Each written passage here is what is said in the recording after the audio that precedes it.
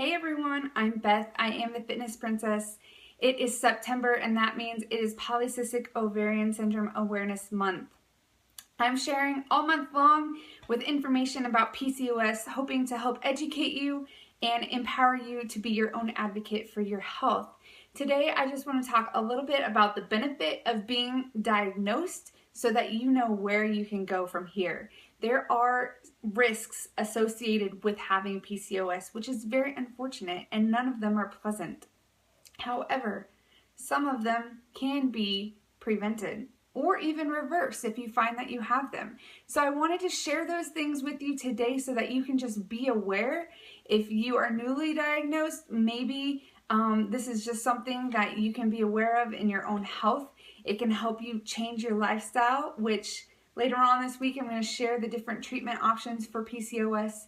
But first, we talk about the risks and the secondary diseases that come along with PCOS. So the first one, of course, I've been talking about this for a while, is infertility. PCOS is the #1 reason for infertility in women, and that is a staggering statistic.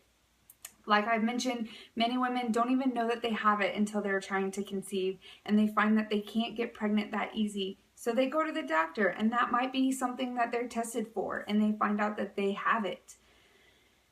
With that said, if the woman is pregnant, there's a higher chance of miscarriage because of the imbalance of our hormones, estrogen and progesterone.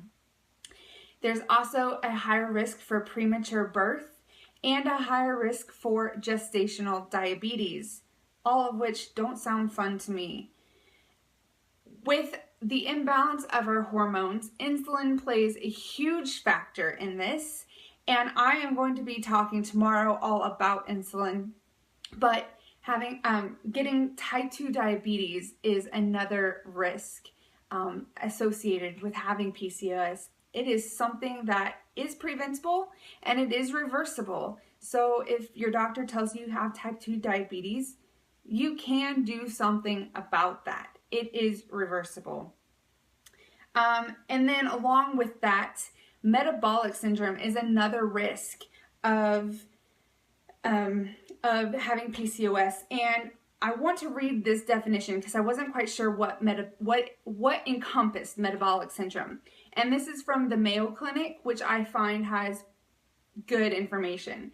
So it's defined as a cluster of conditions: increased blood pressure, high blood sugar, excess body fat around the waist, and abnormal cholesterol or triglyceride levels that occur together. So this increases your risk of high heart disease, stroke, or diabetes. Womp womp. That's preventable as well. So other things include sleep apnea, depression, anxiety, eating disorders, and like I mentioned, high blood pressure, high cholesterol, heart disease. And lastly, endometrial cancer. So women who have irregular periods are at a higher risk for endometrial cancer. Having an irregular period without ovulation, it causes our bodies to produce estrogen but not progesterone. So without progesterone, the lining of our uterus can't shed, which means the endometrium becomes thick, and that's what puts us at a higher risk for uterine cancer.